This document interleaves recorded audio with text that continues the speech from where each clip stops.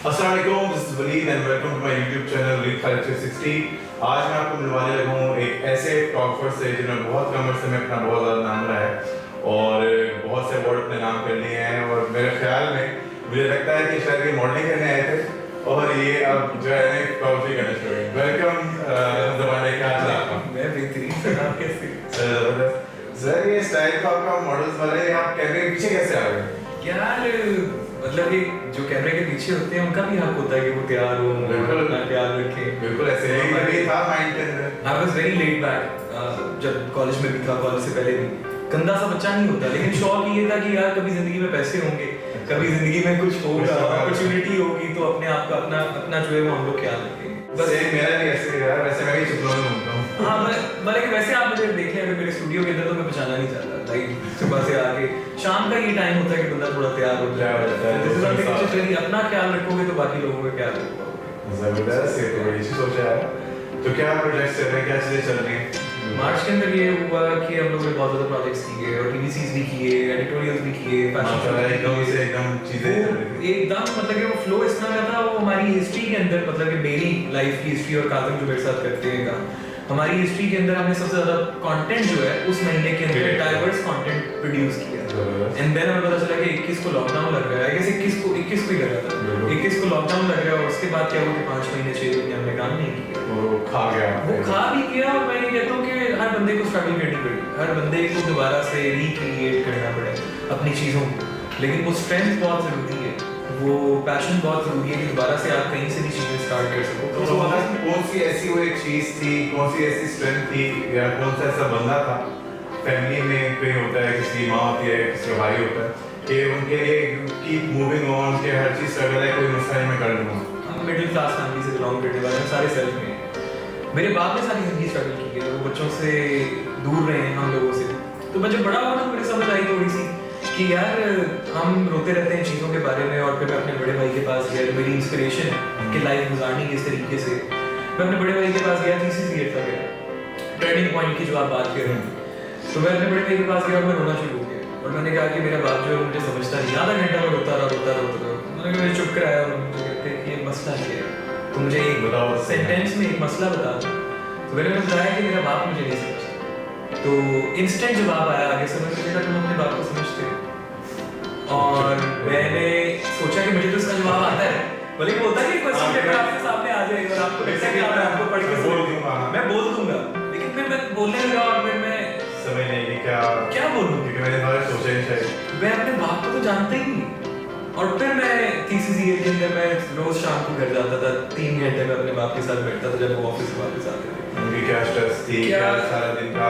और मतलब कि उनको गाड़ियों का शौक, तो मैं उनसे गाड़ियों की बातें करता था। और मेरे भाई ने कहा था कि तुम्हें पता है तुम्हारे बाप को गाड़ियों का शौक है, तो उनसे वो बातें की है। तो मैंने उनसे वो बातें करना शुरू की, मैंने लाइफ के बारे में बातें करना शुरू की, कनेक्शन बनना शुरू हुआ दोबारा। पहली दफा मेरी जिंदगी में मुझे ऐसा मेंटोर मिला जो सिर्फ मेरे फायदे की बात मुझे बता रहा है और उसमें उसका कोई फायदा नहीं।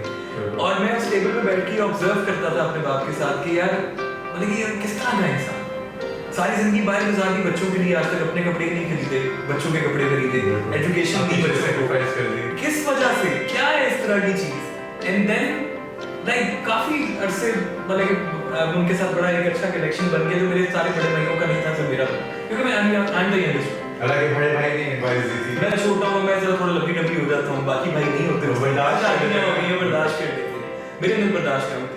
एंड देन आई रियलाइज कि यही लाइफ है, आप you come and you go, बिल्कुल, और कुछ भी नहीं है बीच में, ये तो सफर है। तो छोटे होने के प्रोडक्ट्स क्या मिले फिर? क्या जब क्लोज हुए के गाड़ियों की मालूमात या कहानी कभी यार छोटे होने पर्क्स ये मिले कि मेरा जो लाइफ का कंट्रोल था या मेरी जो वो अपने हाथ में इस तरह से था कि वो अब्बू को डायरेक्ट चला गया था। सर मैं भी सबसे छोटा हूँ, मेरे साथ भी सर मेरी ना वो ये अब्बू के साथ दोस्ती होने के बाद ये हो गया कि घर से किसी की कॉल आती थी ना, कहाँ हो, तो मैं कहता था अब्बू को बताए, ओके बाय, और अगला क्वेश्चन नहीं आता। एक बंदे को उठाते काफी है, वो ही हेड ऑफ द हाउस है ना, तो उनके अलावा मैं किससे पूछूं? अच्छा सर, ये साइड तो मैं खाने किसी को ऐसे आपके बारे में पता नहीं थी कि इतना बोल्ड टॉपर और फैमिली बॉय बिल्कुल होगा। फैमिली देखिए पता क्या, जब आप एक मिडिल क्लास फैमिली से बिलोंग करते हैं और हर इंसान जो है वो खुद स्ट्रगल करके चीज़ों पे पहुंचा होता है, एंड देन यू रियलाइज कि जब आप वो चीज़ें पा लेते हो तो उनकी इतनी चाह नहीं रहती। मेरा ये है कि मैं स्टूडियो, ये जो मेरी स्पेस है, मैं इसमें से बाहर नहीं निकलता। मैं जाता हूँ, मैं गाना गाता हूँ, मैं दोस्तों के साथ हैंग आउट करता हूँ, मैं वापस आता हूँ। This is my place, this is my time. मैंने जितनी भी अचीवमेंट्स जो मुझे मिली, जो लोग जिनको अचीवमेंट्स कहते हैं, self achievement is something else but physical achievement is something else. जिनको लोग सिर्फ फिजिकल अचीवमेंट कहते हैं, वो मुझे मिली, वो आज मेरे साथ है स्टूडियो के अंदर, मैं उनके साथ हूँ, लेकिन मैं स्टूडियो से बाहर नहीं। This is my happy place. यहाँ पे मैं कंटेंट प्रोड्यूस करता हूँ, यहाँ से मैं आर्ट प्रोड्यूस करता हूँ। काफी डिस्कवरी हुई मेरी अपनी, बट पता क्या मेरी पर्सनैलिटी क्या, मैं अच्छा क्या लगता है, मैं चाहता क्यों जिंदगी से हम अलोन टाइम को और लोनली टाइम को हम दोनों को मैच कर देते हैं। अलोन इज समथिंग जो आपका एक personal time, and loneliness is something जो आप सारी जिंदगी अपने आप को फिल करना चाहते हैं। बिल्कुल, जो आप में रहते हैं भी लोन नहीं होता। आपको फिल ना अपने इमोशंस के साथ करना है, आपकी फैमिली से बढ़ के कुछ भी नहीं। ये चीज मैं रियलाइज कर चुका हूँ अपनी 30s के अंदर ही, कि जो भी है सिर्फ फैमिली है, दैट्स इट, और कुछ भी नहीं। सो हमजा, क्या चीज इंडस्ट्री में चेंज देखते हो, क्या चीज चेंज होनी चाहिए यंगस्टर्स के लिए जो देख रहे हैं उनके लिए, क्या तुम्हारा पैगाम है? अगर आप बात करें कि इंडस्ट्री के अंदर क्या चीज़ चेंज होनी चाहिए, तो मैं ऑब्वियसली वो रेत के समंदर में एक दाना वो कुछ कर नहीं सकता, लेकिन मैं अपनी स्ट्रगल चीज़ों की करता रहता हूँ। अभी जैसे फॉर एग्जांपल एडिटोरियल्स करते हैं फोटोग्राफर्स, तो मुझे एक ड्यूटी लगती है। आप बेशक कोई जॉब नहीं है, कोई चीज़ नहीं है, मैं अपना बिजनेस खुद बना रहा हूँ। मैं सुबह उठता हूँ, मेरी अपनी मर्जी है, I make money out of it, तो मुझे उसको रिस्पेक्ट देनी है। रिस्पेक्ट क्या है कि when you work for a cause, तो उसको मैंने लिंक किया अपने काम के साथ एडिटोरियल्स के अंदर। और पहला मेरा जो एडिटोरियल है वो एजुकेशन के ऊपर, और उसके आगे जो 2 सीरीज है बेसिकली, ये पूरी जो 6 महीने के अंदर मैं करूँगा, साल में 4-5 एडिटोरियल्स होंगे और बड़े होंगे। सो सीरीज के अंदर अगला ह्यूमैनिटी के ऊपर है और उससे अगला इक्वालिटी के ऊपर है। एजुकेशन सिस्टम का ग्लोबली मसला, देखिए मसला तो ये है कि फाउंडेशन जो है वो खराब होगी तो बिल्डिंग 10 साल बाद गिरे, बिल्डिंग 5 साल बाद गिरे। हमारे इट्स नॉट लाइक कि मैं सिर्फ हमारे एजुकेशन सिस्टम के बारे में बात कर रहा हूँ, but all over the world आपका जो एजुकेशन सिस्टम है वो पर्सनालिटी बिल्डिंग के ऊपर काम नहीं कर रहा है। बच्चों की पर्सनालिटी बिल्डिंग किस तरह होती है? रेस लगाएंगे कि रेस नंबर लेने हैं दैट्स इट, ये डिग्री लो वो डिग्री लो, नंबर लेने हैं, डिग्री लेनी है, दैट्स साइड हो गई है। और आप वो एक पता क्या, वो ये है कि पैसे money making machine is something which is like true thing right now these days. अगर आपने उसको ब्रेक करना है तो आपको साल लग जाएंगे, आपको 10 साल लग जाएंगे, आपको सदियां लग जाएंगी। पूरी दुनिया के एजुकेशन सिस्टम आप चेंज नहीं कर सकते। लेकिन मेरा सिर्फ ये पॉइंट ऑफ व्यू, जब बच्चे होते हैं जो छोटे अपने स्कूल्स के अंदर जाते हैं, उनकी पर्सनालिटी बिल्डिंग के ऊपर टीचर्स काम नहीं करते। उनको एक टेम्पलेट पे डाल दिया जाता है, उनको एक मशीन बना दिया जाता है। उस मशीन के अंदर अगर वो बच्चा चल जाए तो वो फर्स्ट सेकंड थर्ड आ जाता है। उस मशीन के अंदर ना चले तो जो बच्चा फोर्थ आता है उसको क्लास में कोई पूछता भी नहीं है। ऐसे कि यार इससे पूरे सवाल के सब जवाब आते हैं, ये जबरदस्त है, ये बच्चा तमीज़ा है, चाहे वो बदतमीजी करता हो, अगर फर्स्ट आता है वो पैसे कमा लेता है, वो बच्चा सबसे ज्यादा लेकिन कामयाब। उसमें मसला ऑब्वियसली आपको भी पता होगा, उसमें मसला पता है क्या होता है? बच्चा पैसे भी कमा लेता है, बच्चे का नाम भी हो जाता है, बच्चा घर में गिफ्ट भी ले आता है, सब घर में प्यार भी कर लेते हैं। 30 साल के बाद वो सोचता है कि ओए मैं क्या हूँ, मुझे कैसे पता चलेगा मैं कौन हूँ? वो सेल्फ डिस्कवरी जो है ना, इसे कहते हैं आइडेंटिटी क्राइसिस। आइडेंटिटी क्राइसिस आजकल की जनरेशन के अंदर, I am not aiming towards someone, मैं किसी को पॉइंट आउट नहीं करना चाहता। ऑब्वियसली एक जनरल आइडिया है, जब आइडेंटिटी क्राइसिस होता है इंसान को, तो वो सारी जिंदगी ये तलाश करने में लगा देता है कि मुझे करना क्या है। और जब उसको ये पता चलता है कि उसको करना क्या है, उसको रिग्रेट हो जाता है अपनी लाइफ के अंदर। कुछ लोगों के पास मौका होता है कि वो दोबारा से उसको रिक्रिएट कर सके, कुछ लोगों के पास मौका होता है कि वो बेचारे चुप करके बैठे रहे अपनी जिंदगी और इसी तरह से देखते रहे कि बस जिंदगी खत्म हो जाए। And that is very very very sad. Plate में आपके पास एक चीज है कि बस पैसे कमाओ। लेकिन फिर मैं ये कहूँगा कि विजडम वाले लोग खत्म होते जा रहे हैं, चाहे वो इंडस्ट्री है, चाहे वो दुनिया है, चाहे जो कैसी है।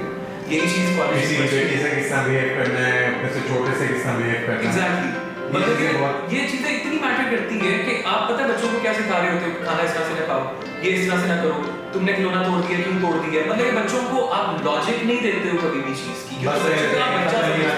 लेकिन जितना मैं आज अपनी इस एज के अंदर ऑब्जर्व कर रहा हूँ, उससे ज्यादा कई बच्चे करते हैं।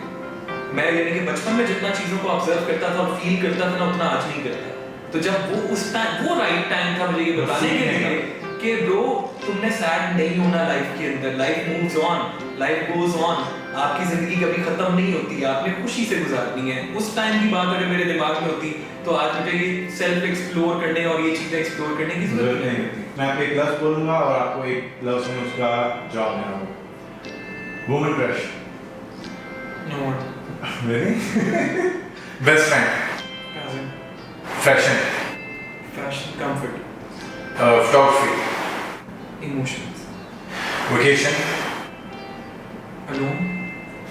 Favorite celebrity to work with. Atif Asad. Favorite singer. Junaid Jamshed. 3 good things about you and 3 bad things about you. सबर नहीं है मेरे अंदर। मेरे भी नहीं है। I eat a lot. जब मैं स्ट्रेस करता हूँ, so I eat a lot. मेरे अंदर सब्र नहीं है। और तीसरी चीज, मैं अभी भी यही चीज़ों में लेट पाया। एक और दफा हम दोनों की मुलाकात हो गई थी आपस में। Good things about me. I give respect. मैं चीज़ों को बहुत अपने पॉइंट ऑफ व्यूज को कम इन्वॉल्व करता हूँ चीज़ों के अंदर, बहुत ज़्यादा जनरल तरीके से सोचता हूँ चीज़ों को लेकर, एंड जल्दी इस चीज़ में नहीं होती कि कुछ अचीव कर लें, उसके लिए स्ट्रगल करनी है। सो struggle is the main good word अगर आप उसको फर्स्ट पॉइंट पे लेकर जाना चाहें। स्ट्रगल सीखते रहेंगे, हमेशा मरना नहीं है, मरते दम तक कुछ सीख के जाना है। बहुत शुक्रिया हमजा, इतना ज़बरदस्त इंटरव्यू रहा आपके साथ और बहुत मुझे पर्सनली भी बहुत अच्छा लगा और उम्मीद है हमारे देखने वालों को भी बहुत पसंद आएगा। कोई अगर आप अपने व्यूअर्स को मैसेज देना चाहें तो यही है कि पेशेंस के साथ चीज़ों को हैंडल किया करें और कुछ क्रिएटिव करें, कुछ पॉजिटिव करें, ना कि चीज़ों को खींचें, वो बैड पर्सनालिटी ट्रेट्स जो है उनको भूल जाएं। थैंक यू हमजा, बहुत अच्छा लगा आपसे पर्सनली लेवल पे इस तरह मिल गया। Thank you so much. उम्मीद है आपको ये एपिसोड पसंद आएगा और कोई भी चीज़ अगर आप पसंद आई है कमेंट करें, लाइक करें, सब्सक्राइब भी करें। एक्शन। सो उम्मीद है आप लोगों को हमारा ये एपिसोड पसंद आएगा। हमजा बर्थडे की एक नई जो है वो The B-side नजर आई होगी आपको। कमेंट करें, लाइक करें और सब्सक्राइब करें और जोर से। ये हमजा बर्थडे का है तो आप अब करना पड़ेगा। कीबोर्ड टूट जाना चाहिए, मैं बता रहा हूँ। Thank you so much. Thank you. अल्लाह हाफ़िज़।